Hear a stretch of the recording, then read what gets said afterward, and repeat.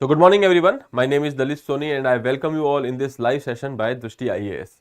Today we will be taking a look at today's Indian Express and then we will be discussing few articles which are given in the paper today, that is related to your Bharat Ratna. So Bharat Ratna award has been given to Mr. Karpuri Thakur, who was ex-CM of Bihar, and it is his you can say 100th birth anniversary. So on that regard, he has been given the highest civilian honor, that is Bharat Ratna. Okay, so we'll discuss that. And then India's AI mission. Prime Minister Narendra Modi has announced this mission one month ago. Okay, so artificial intelligence mission. So we'll be talking about few specifics of it. Okay, and then what are dragon babies? So this term has been in news. We'll be discussing this term and then we'll move forward with the international affairs, and then there will be one article for your own read and there will be some practice question for you.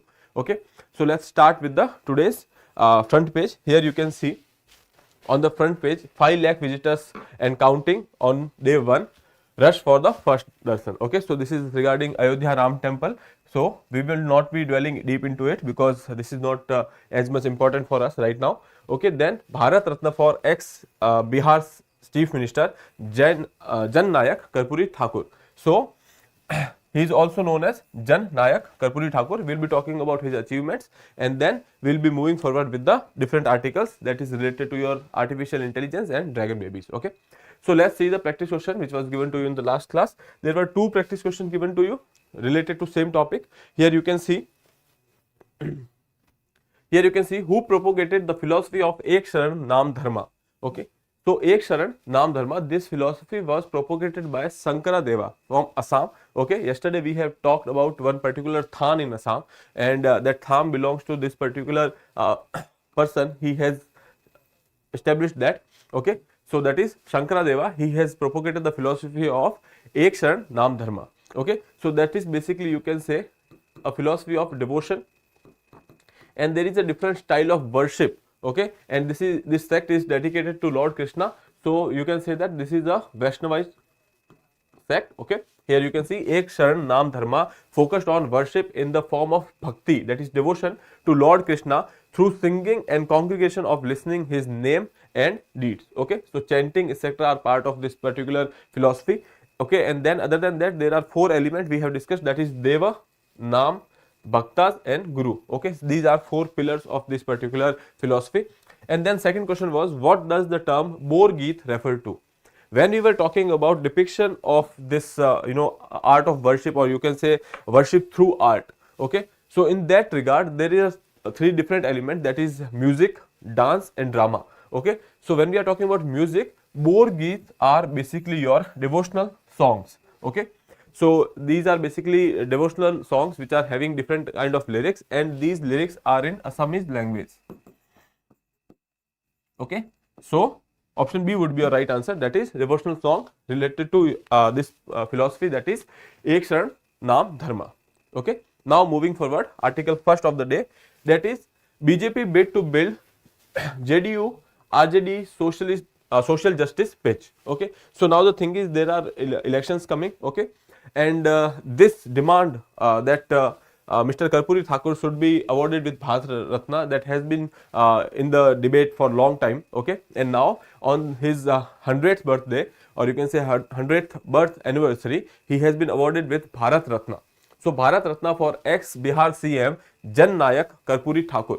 Socialist and Bihar's former chief minister, that is Karpuri Thakur, has been awarded with the Bharat Ratna posthumously. When we are talking about posthumously, that means that after he is no more, and then that particular award has been awarded to him. Okay, so after that, if we are giving some kind of award, that is posthumously. Okay, now then this Bharat Ratna is country's highest civilian honor. Okay, so we'll be discussing about that. Other than that, when we are talking about Karpuri Thakur, he has different phases in his life. He has been part of Indian independence struggle. After that, he has been part of Andolans under JP Narayan. Okay, so all these part has given a inclination towards socialism. He was a socialist leader. Okay, he has worked with JP Nayan, and then he has worked with Dr. Ram Manohar Lohia. Okay, and after that he has become Chief Minister of Bihar, and he has been a legislator. He has started this journey from Bihar, and he belongs to a district called Samastipur in Bihar. Okay, so these are some achievements we'll be talking about here. You can say by the birth anniversary of Mr. Karpuri Thakur will be celebrated from January 2022 to 24. So government has decided to celebrate his anniversary from 22nd January to 24th January, and then opposition India alliances has been pitching for a nationwide caste census. So this element of caste census has been related with this particular award here, because he has this socialist inclination, and he has given a way, or you can say a reservation model. Okay, and in Bihar there has been this demand of caste census, and then this demand has come up with the India bloc as well. So basically opposition is asking for caste census, and this move is seen as BJP's popular move. So that is a political angle attached to it, but right now that is not important for us. What is important for us is that popularly known as Jan Nayak or people's leader, Karpuri Thakur was known as Jan Nayak. Okay, and here you can say Bihar CM from December 1970 to June 1971, and from December 1977 to April 1979. So he has been chief minister for two different times, and he passed away on February 17th, 1988. Okay, so this is the time 1980s to 88.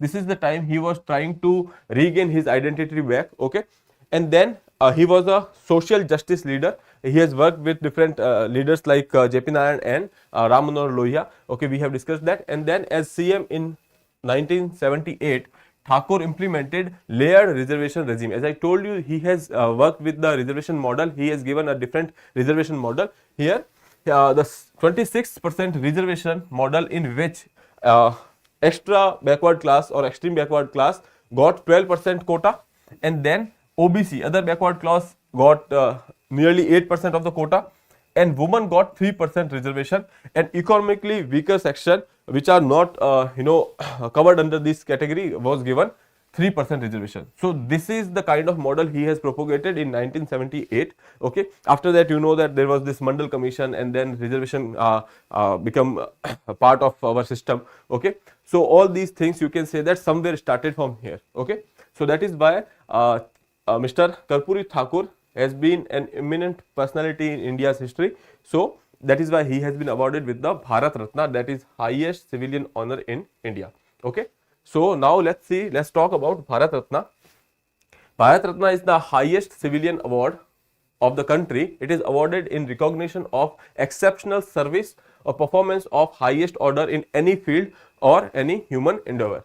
So it is given in any field or any human endeavor if you are performing extremely well in particular field. Okay, it is treated on a different footing from Padma awards. Okay, so we have this Padma series of awards. Okay, that is also given to our that is also, you can say, high degree of civilian awards in India. Okay, so this is treated from on the different footing from Padma awards. The recommendation for the Bharat Ratna are made by Prime Minister to President of India, and then President of India will announce the award. And other than that, a number of Bharat Ratna in an year is restricted maximum to 3. Okay, so these are some facts related to Bharat Ratna. It is highest civilian award of our country. Okay, this is on the different footing from the Padma award. Prime Minister of India actually recommend the name to President of India, and then President of India will award this, give this award. And the number of maximum awardees in a year is 3. Okay, so that is about Bharat Ratna. Now moving further, we will be talking about a different article that is related to your dragon babies. This term has been in news related to population in China. Okay, or you can say this term is mostly used in relation to China only. Okay, hold on a second.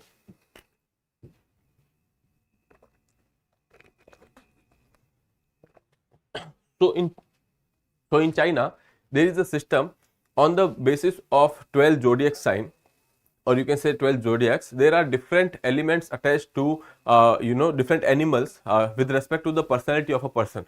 Okay, and same thing is done for the years as well. So a particular year is attached to an animal. Okay, and that time 2024 is attached to dragon.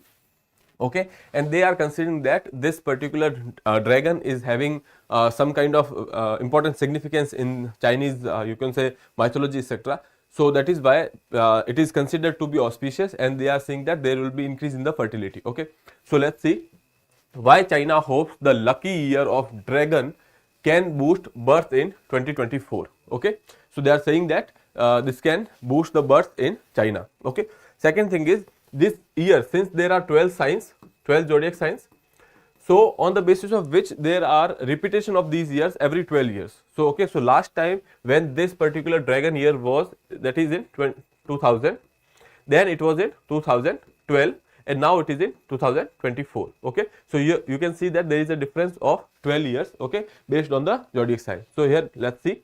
In 2022, China recorded a decline in the population compared with the previous year. We have seen that China has been, after 1960s, if we see, China has somehow, you can say, seen a decline in the population in 2022. Here you can see in the map or in the graph. Here in year 2022, that is till 2012. But the thing is, in 2022, China has seen a decline after 1960s for the first time. Okay, so and it is said that China's population is under control, but the thing is, China is also going for these population control policies as well. Okay, so overall, if we see that China's fertility was declining, but the thing is, now with this dragon year, they are expecting it to grow. Okay, so the fall continued in 2023, and China saw around nearly 11 million deaths and 9 million births. Okay, so there was a gap. You can say that 2 million gap is there. A falling population correlates with the declining growth rates, and amid this trend, the term dragon babies has gained traction and brought hope. Okay, so dragon babies are babies born in the Chinese year of dragon. As I told you, there are various years attached to various animals. So these animals are, let's say, there are ox, tiger, rats, rabbit, dragon, snake, horse, sheep, etc. So they have attached 1 year to every animal. Okay, so right now 2024 is the dragon year. So they are saying that the babies which are born in dragon year 2024, that will begin from February 2024. Okay, so their calendar works in a different way. Okay, so that year will start from February 2024, and most recent years were 2012 and 2000. As I told you, they were last was 2012 and 2012. So 2002 and 2012. So the animal based classification of the year is based on the Chinese zodiacs, okay, under which every year is associated with a particular animal. Okay, so these animals are rat, ox, tiger, rabbit, dragon, snake, horse, sheep, monkey, roosters, dog or pig. Okay, so with 12 zodiac signs, every animal repeats after 12 years, and the system applies on the rotational basis. As I told you, after 2000 we have seen it is on 2012, and then 2024, that is, there is a gap of 12 years. Okay, now each animal is seen as a possessing specific personality trait which are believed to be present in the people born in that year. So it is said that if a person is getting born in a dragon year, they will have a similar personality with dragons. Okay, so that is some kind of myth, or you can say superstitions attached to it. But you can say that in if we consider with the Indian astronomy, etc., or astrology, so we also have this personality based on the zodiac signs. Okay, so similarly they are also having such things. Okay, when we are talking about dragon, they are saying that mythical animals are lucky. Couples often try to have children in the year of dragon to ensure that it is attached with the good fortune. So since they believe that it is attached to the good fortune, so couples will be trying to have babies in that particular time. Okay, so that is the reason because of which it is said that it will increase the fertility, or it will increase the population in that particular year. Okay, other than that, also there are few factors. There are research which are saying that children born in the years of dragon are scored better than the adult children. So this research is saying that there are data suggesting that those children which are born in the dragon year are scoring well than the other children, and that is because when a person or the couple is having this thought process that people born in the dragon years are auspicious and they will bring fortune to their family, they are inclined to invest more on their education, their health, okay, and because of which they will get a different kind of attention, and that is the reason behind their good performance, okay. So here you can say that this included the proportion of people possessing at least a bachelor's degree compared with the other peers, college entrance examination scores. All these are academic performances. We are saying that they perform better than the other people when we are talking about dragon babies. Okay. The higher education achievements of dragon years children in China are largely due to the much higher expectations of the parents. So as I told you, with this particular dragon year, there are certain expectations of the parents attached to their babies, okay. Because of their expectations, babies are under, you can say, a pressure to perform well. Other than that, parents also increase the investment, or you can say increase the expenditure on their education, health and food habits, etc. Okay, these parents reported having invested more time, money and efforts into making sure that dragon year children succeeded, okay. So that is the reason behind this particular thought process, and the thing is, people are saying that they are seeing it happen, but the real reason behind is that you are having some expectation, you are having some particular thought behind it, and that is why you are investing more, and that is why that person is performing well, because you are investing more time, money and efforts, okay. Now this is the condition for self fulfilling of the prophecy. So ultimately this prophecy is self fulfilling, or self fulfillment is there because you are investing more, and that is why this prophecy is being true, okay. This record would suggest the possibility of uptick in the birth this year. The overall trend in China is that of low fertility rates. Right now, as I told you, population is on the declining trend, so we can say that overall trend is on the lower fertility rate. But with this particular year, dragon year, there are chances that it will increase, because people have this thought process of going for having a baby in that particular year, okay. That is fewer births per woman in population, that is, they are talking about the fertility rates here. Some other countries, Asia and several countries in Europe, are also seeing fewer births as of now, and they are opting out of having multiple children or children at all. So there is this trend overall when we see in some countries of Asia and Europe, they are going for lesser babies, or you can say, or no babies at all, because having a baby at this particular point of time, or at this particular juncture of time, it is a luxury, okay. So you have to spend a lot to give a nice care and you can say education and health facility to a baby. So that is a luxury, and that is the reason that people are going for lesser babies or no babies at all, okay. So that is one thing. Here they have said that opting out of having multiple children or children at all is due to range of factors, that is increasing education levels of women over time. Since women are getting educated, they are focusing more on their career, they are making their own choices. So that is one thing. Second thing is high cost of living, significant academic and job pressure, etc. So all these are factors behind lower fertility rate, but right now we are expecting that China's population might grow considering the dragon year. So from this article, one thing I would like to tell you is that there are certain chance that UPSC might ask you a term dragon babies, okay. The name suggests that it is something mythical, but the thing is, this is something in real which is going on in China, so you have to remember that. So that is why we have taken this article, and now we can move forward with the another article. Now this is related to your India's artificial intelligence mission. Hold on.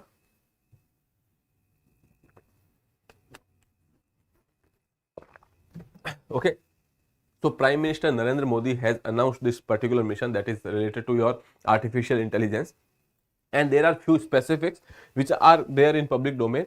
There are certain objective attached to this mission. We will be talking about that, okay. So this article can be important for your mains answer writing, okay. So let's start.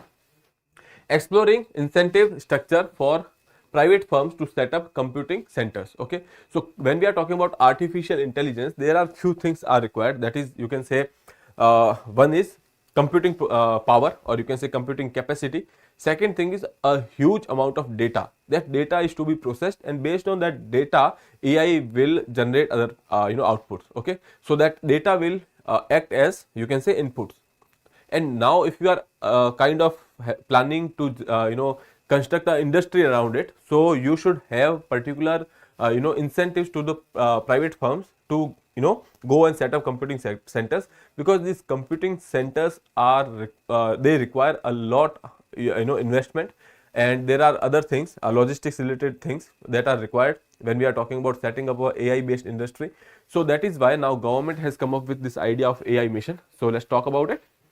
Okay, the center's ambitious artificial intelligence mission may soon head for cabinet approval, and they have given an outlay of more than 10,000 crores. Okay, so that is one fact. Other than that, the part of the program, the government wants to develop its own sovereign AI. Okay, that is sovereign AI that will build a computation capacity of our own in our country, okay, and offer computing as a service to Indian startups. So here what they are trying to do is they are trying to build their own AI infrastructure, wherein we will be increasing or enhancing or building our computing capacities. Now it will be given as a service to small startups. The thing is, when we are talking about computing capacity, as I told you, a lot of investment is required. Small startups cannot go for it. Okay, there are financial constraints related to that. So that is why now government is having this plan that they will set up this particular computing for them, or that will be set up in a public private partnership, that is PPP model. Once that particular capacity is set up, now they will invite startups to rent it, or that they will act as a service provider to startups. Okay, so for a nominal charges or for a fraction of charges, they will be providing that service to startups, so that startup can have their work, or you can say they can also enhance their capacities related to AI. Okay, so that is one objective you can say here. The capacity building will be done both within the government and through public private partnerships. So within the government we have this CDAC, that is PSU. So that is Center of Development of Computing or Advanced Computing. So that is CDAC. So that PSU will also be part of it, and other than that there will be private players will be generating this capacity. Okay, to reap the dividends of the impending AI boom, which it envision to be crucial economic driver. So we are saying that after having this AI infrastructure, we are considering it as a driver to our economic growth. Okay, since we have this target of 2047 to be developed nation by 2047, Viksit Bharat at 2047. So for that, that economic growth will be very important, and that we are saying that AI will be driving that particular growth. Okay, so that is the our vision related to AI right now. Last month, Prime Minister Narendra Modi announced the AI mission, and the aim was to establish computing powers of AI within the country, which we have seen. We will provide better services to startup and entrepreneur, and also promote AI application in the sectors of agriculture, health, and education. So once we have this capacity, we have these startups which are working in AI sector, they can be able to provide services in various sectors related to your health, education, agriculture, even many more. Okay, to build the capacity of anywhere between 10,000 to 30,000 GPUs. GPU is the unit which is using for this computing part, that is you can say graphic processing units. Okay, so GPUs are graphic processing units. This is what is the unit of measuring computing capacity. Here you can say that we are going to target a 10,000 to 30,000 okay GPUs. So why 10,000 only? Because when we are talking about this Chat GPT, there is this AI tool which is Chat GPT, which has been made by OpenAI, and that particular tool requires nearly 10,000 GPUs. So that is the benchmark. We have to generate something more than that. Okay, so that is why we will start from 10,000 and 30,000.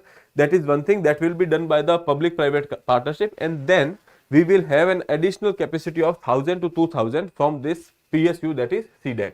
Okay, so public private partnership, we will generate 10,000 to 30,000 GPUs, and then we will have CDAC which will be generating additional capacity of 1,000 to 2,000 GPUs. Okay, so that is about this thing. Okay, now government is exploring various incentive structure for private companies to set up computing. Okay, so now computing capacity require a lot of investment, and what is the incentive for private companies to come and invest in that? Since that is why government is giving you some kind of incentives. So that incentive can be related to your production links subsidy, or you can tax benefits, etc., or even direct subsidy can also be given on the hardware parts. Okay, now once private players are entering into this ecosystem of AI, and they will start building this ecosystem, and then smaller startup units will also get benefited out of it. Okay, so government is trying to go for some kind of incentive structure that should be given to the private players. Okay, computing capacity or the compute is among the most important elements of building a large AI ecosystem, apart from algorithmic innovations and data sets. So as I told you, there are, one thing is computing capacity, and second thing is a lot of data. Okay, so government is saying that government will provide you the whatever data government has. So all the non-personal data out of that will be provided to the companies for that input for this particular ecosystem. Okay, so when we are talking about data, there is personal data and then there is non-personal data. These personal data are basically related to individuals, let's say you and me. This whatever data government has of us, that is name, date of birth, our let's say Aadhaar number, etc., all these things are your personal data. So government is not sharing that. Government is sharing the non-personal data, whatever they has with them. Okay, so that non-personal data will be forming as an input. Other than that, government is also saying that it will also uh, approach Google, Facebook, etc. They are considering that they will order these companies to share the non-personal data with the government, so that that can be an input for our AI mission. Okay, so that is about our AI mission. We have seen that. Other than that, there is this small article related to Facebook and Instagram may lose legal immunity over fake loan applications. So we have talked about it, because these fake loan applications, we have talked about those fraud which are happening through these fake loans, and government is saying that these players will be held responsible if they don't scrutinize whatever ads they are going to give on their platforms. Okay, so because of these ads, various customers are lower into frauds. Okay, so once these players, or you can say Facebook or Instagram, there are various ads related to your NBFCs, or you can say some applications which say that they are accredited with the NBFCs. Okay, and they provide loan services to the customer. Customers are going for this you can say one-click loan or 1-minute loan. In that particular process, what they do is that they do not read the terms and conditions properly. So once they are failed to repayment related to, when there is a failure related to the repayments, these companies or these applications comes to their home and they start threatening them, or you can say abusing them mentally or financially, etc. So that is why that is ultimately harming the interest of the customer. Okay, so what they do is they lure them into the loan services by providing that they are charging very low interest rate, but ultimately once you don't pay at time, they will charge you a huge amount for that. Okay, nearly 2 or 3 times of the debt.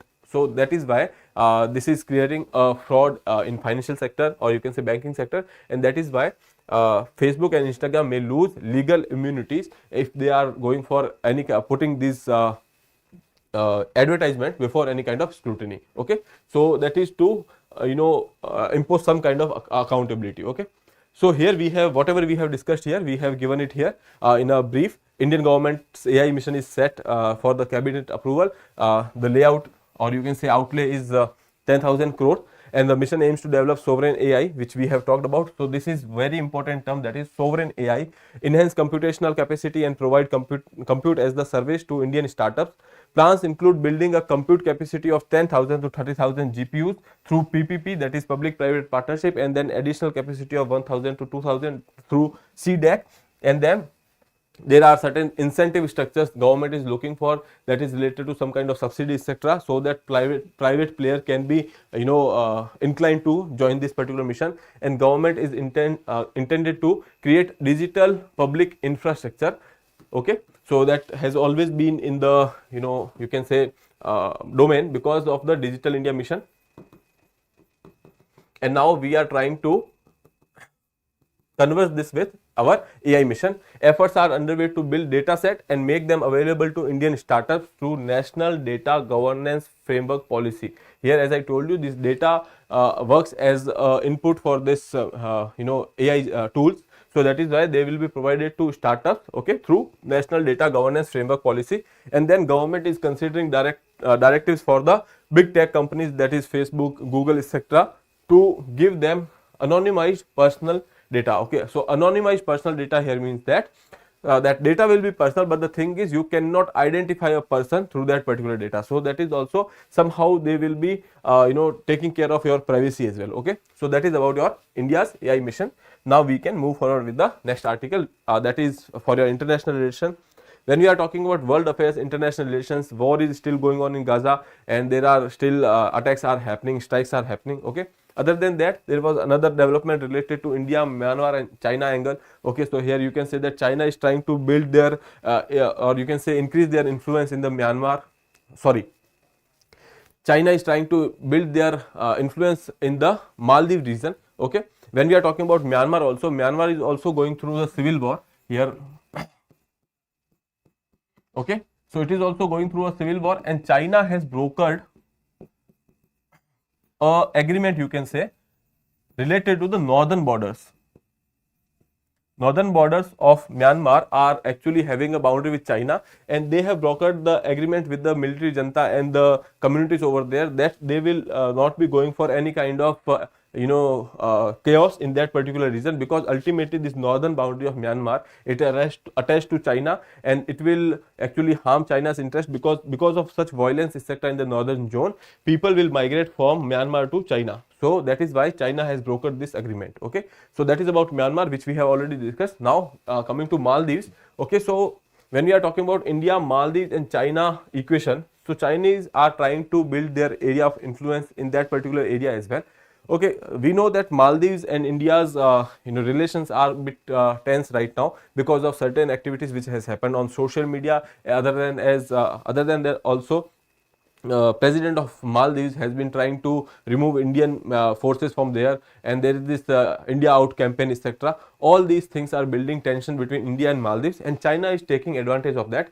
China and Maldives has recently signed nearly 20 MOUs, okay, or you can say nearly 20 agreements related to certain activities. Okay, and with that regard also Chinese delegation has come to Maldives. Other than that, recently a Chinese ship equipped to carry research and survey will be docking at Maldives. Okay, so this there is this port call. Okay, so port call is something wherein vessels of different countries or the other countries come to your shore, and they will ask for this port call so that they can go for some kind of servicing or the maintenance of that particular ship. Okay, so Chinese has gone for a port call, and Maldives has accepted it, and Maldives has allowed them to dock there. Maldives has said that though this is a survey or research related ship, they will not be allowed to go for any kind of survey or research in that particular Maldives water at that particular point of time. Okay, so that is one thing.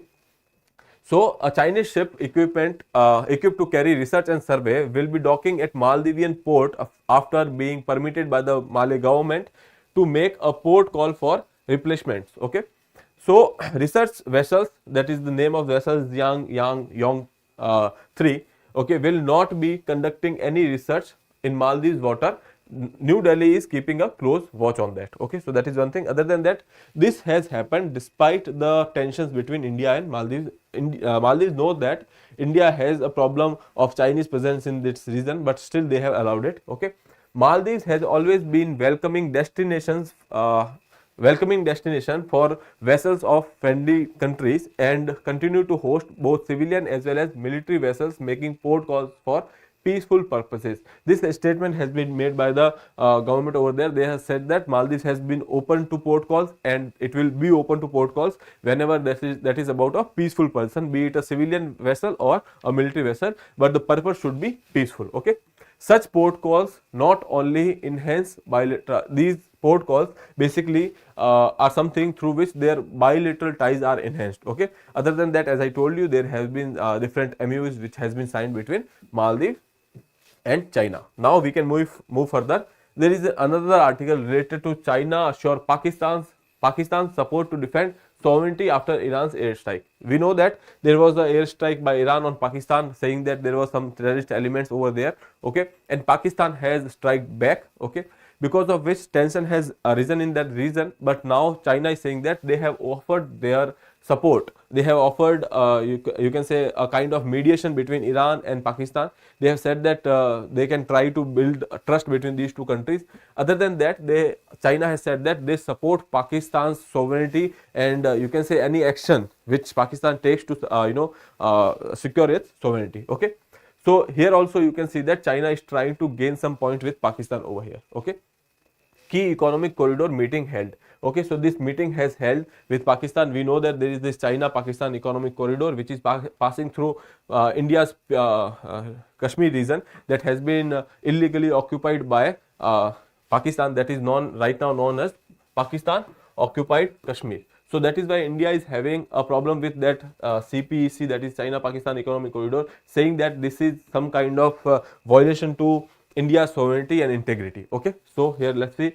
China has assured Islamabad of its support in defending its sovereignty and territorial integrity, even while welcoming on Tuesday restoration of diplomatic ties between Tehran and Islamabad after their recent airstrike. Okay, so China has welcomed this particular step, that their tensions are decreasing, but they have said that China is assuring Islamabad of their, you can say, support in defending the sovereignty. Okay, so there was this mediation mission from China which has gone to Pakistan, okay, maintaining close contact with Pakistan and Iran to bridge their differences. As I told you, they have offered their mediation between these two countries. Okay, China has offered to play a constructive role to ease tensions between Pakistan and Iran following their missile attack against each other, and asked the two countries to exercise restraint and calmness to avoid escalation. Okay, so that is a diplomatic statement that has been made by China, that these two countries should not go for any kind of escalation, but they should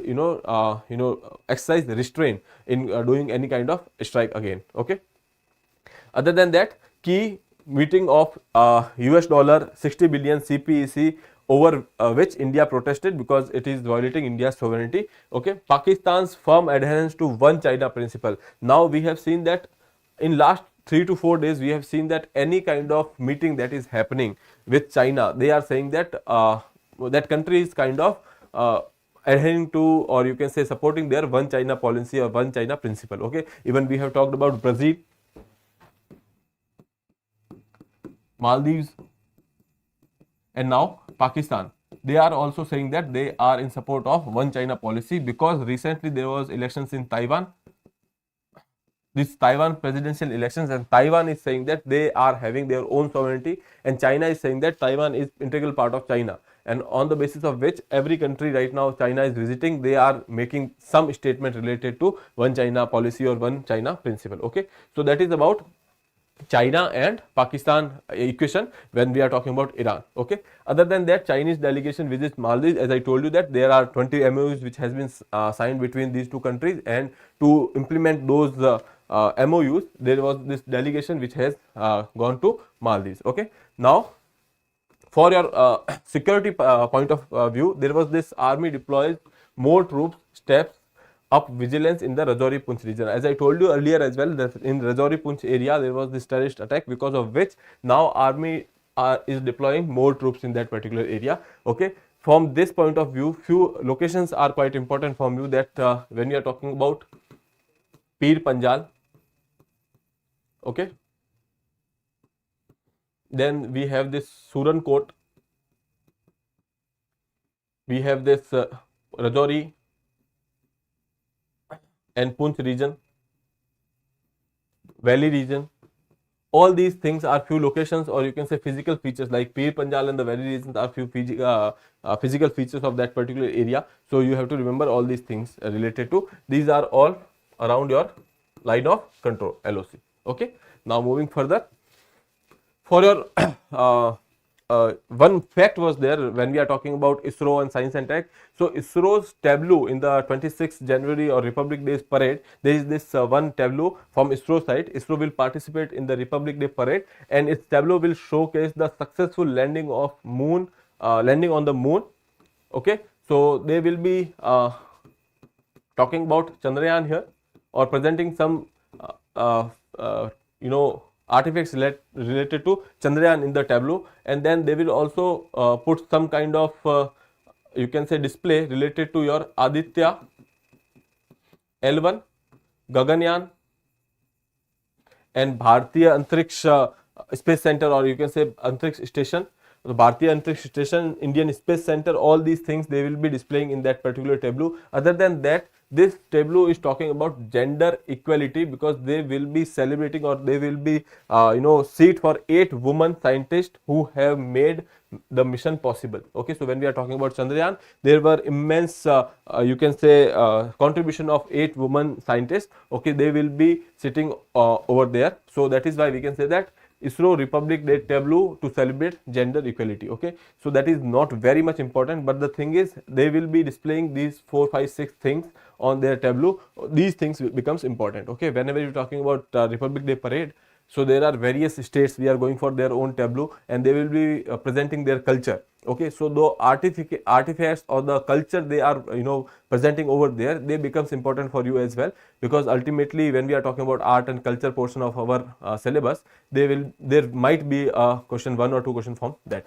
as well. Okay, now moving further. For your own read, there is this article related to that Bharat Ratna which was given to Karpuri Thakur. Okay, so there was this 2 article. One is written by Mr. Narendra Modi, or our Prime Minister. Okay, he has given some very good 2 or 3 anecdotes here. Okay, so one is there, and all these anecdotes can be, you know, displayed in your mains answer writing in ethics, etc. So you can go through this article, or you can take out those 1 or 2 anecdotes from Mr. Thakur's life. Okay, other than that, when we are talking about the contribution of Karpuri Thakur in the governance, or you can say Indian whatever contribution he has made to our country, that is given in this particular article. Not all is important, but the thing is you can go through this particular thing that Jayaprakash Narayan and Ram Manohar Lohia was he has associated with them. Other than that, he has given a model of reservation which we have already discussed. Okay, other than that, there was some things related to his personal life, from where he belongs to, how did he started his career. Okay, so all these details are given. So for your own, you know, general knowledge, you can read that. With that, we will be moving to the practice question. There are 2 practice questions for you. What is the maximum number of Bharat Ratna award that can be given in a particular year? Options are 1, 2, 3 or 4. We have discussed that. So you have to attempt this question and answer in the comment box. And then when we are talking about the second question, the term dragon baby has been in news recently. It is option A baby born in year associated with dragon. B, the name of submarine recently deployed by China. C, a mythical character or creature in China's folklore. D, name of a security operation in Red Sea. Okay, so these are your options. So you have to attempt this question as well and answer in the comment box. We will discuss these questions in the start of the next session. So with that, I would like to wrap up the session. If you have not subscribed our channel, please subscribe the channel. Thank you.